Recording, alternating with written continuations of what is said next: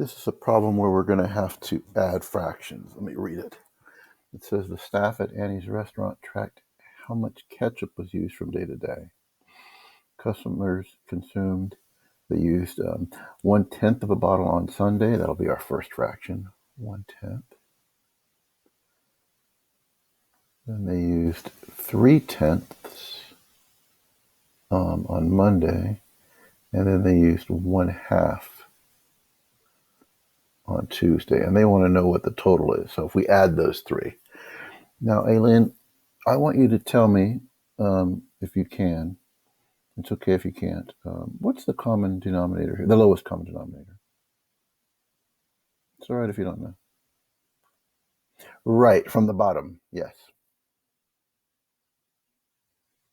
Yes, from 2 and 10. Mm-hmm.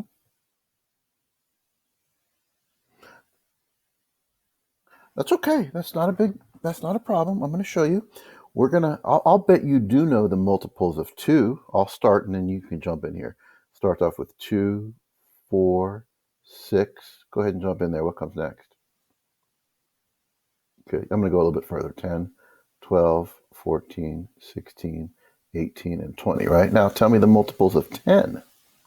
10, 20, 30, right? I forgot my thing there. So my question is, what do they have in common? They have 20 in common, right? But they also have 10 in common, don't they? 20 would work, and so would 10. Which do you think would be easier to use, 20 or 10? 10. That's why we call it the lowest. Probably they should use a different word. They should say the easiest common denominator. But yeah, the technical term is the lowest common denominator. It's going to be 10. So I want to ask you, that took a little bit of writing, but was it hard, do you think? It's okay if you...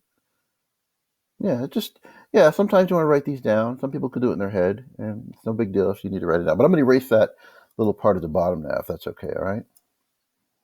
Okay, let me get that cleared off here, because we don't really need that right now. We just know that we need everything on the bottom to be 10. 2 of them are already 10, so we have to change those.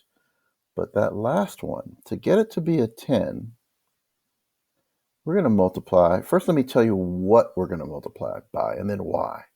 Multiply by 5 over, that's not a very neat 5, but that's a 5 on the top. Looks like a 3, kind of, doesn't it?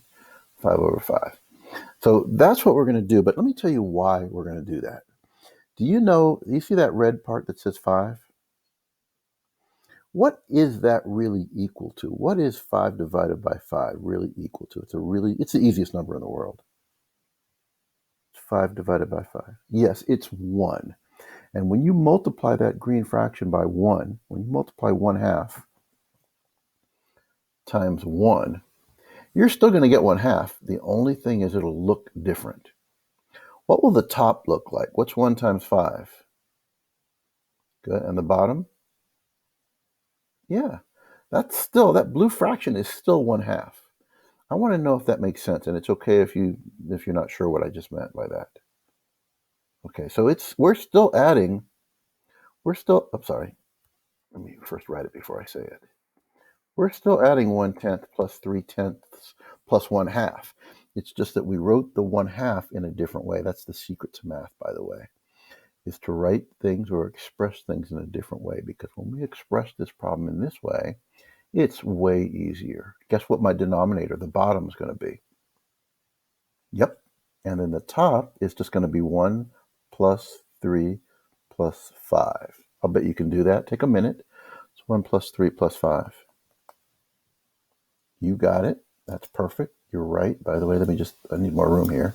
Yeah, the answer is 9 over 10.